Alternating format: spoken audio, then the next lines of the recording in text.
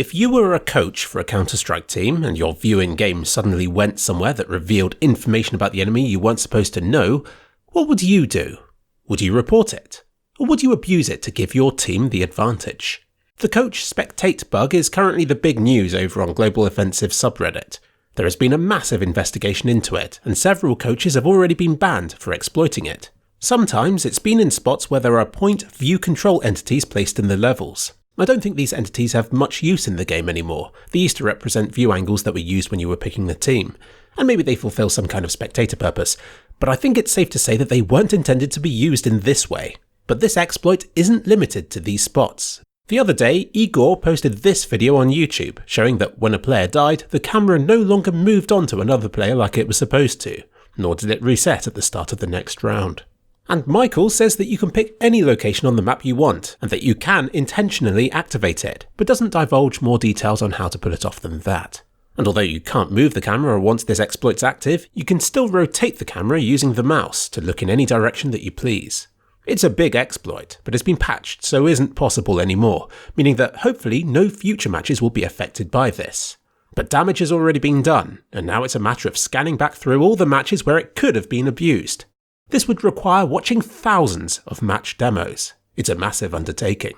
But that's exactly what esports referees, Michael Slavinsky and Steve Duden, have spent the last 3 weeks doing, working 12-hour shifts as they scan through literally thousands of matches, some dating back over a year. And they're not done yet. So it's clear this view bug has the potential to be exploited to reveal the location of the enemy team and what kind of equipment they have. You can see a very suspicious recording here, where not only is the bug active, but the view is being moved about by the coach in a controlled and calculating manner as he gathers information on where the enemy team is going at the start of every round, as well as having a pretty good overview of the whole of a site. The correct thing to do would be to call for a technical pause, to report the bug and to reconnect. And this is exactly what some coaches have done, until they haven't. Seems the temptation eventually gets too great for some. Especially when money's on the line. This year, the coronavirus has resulted in more tournaments being hosted online than ever before, some of these with large prize pools. So you can understand the temptation there would be to abuse this bug, assuming that since they're not being physically watched, that they might be able to get away with it. One interesting case is Team Furia. Michael posted a tweet showing it being used by their coach in a match, to which Furia's coach, Guri, responded with a half-hour-long video explaining the situation from his point of view. I suggest you watch it, it's got English subtitles and everything. He explains that when it happened, he alt-tabbed out of the game so as not to abuse it, hence the laggy view models. He'd occasionally alt-tab back into the game to see if it had fixed itself, but it doesn't look like he used the exploit to gain his team an advantage. Whether or not he's innocent isn't for me to say, but I commend him for coming forward and for explaining the situation in such a detailed and open manner.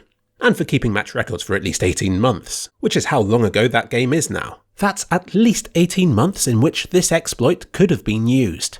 So what should be done to the teams caught using it? And what counts as using it? I've already read some entertaining opinions on Twitter about what should be done about it. ESL have already banned 3 coaches who had knowingly misused it to gain a competitive advantage in live tournaments. The length of the ban depends on how many times they used the exploit, ranging from 6 months to 2 years. Their teams have been retroactively disqualified from those tournaments and have lost the points and prize money involved. And it goes further than just DreamHack and ESL. The ESIC has got involved, which is the Esports Integrity Commission, which has an even bigger ban hammer at their disposal. And what about the players?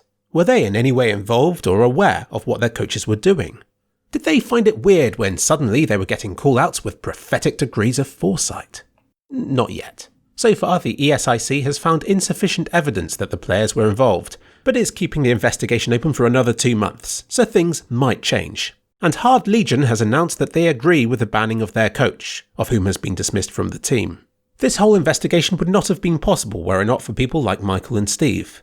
A GoFundMe page has been set up, link in the description, should any of you like to donate to them for all their hard work, scanning through the thousands of matches where this kind of exploit might have been used. The investigation is still ongoing, and there may be further discoveries and bans, but hopefully this video has helped get you up to speed on it all so far.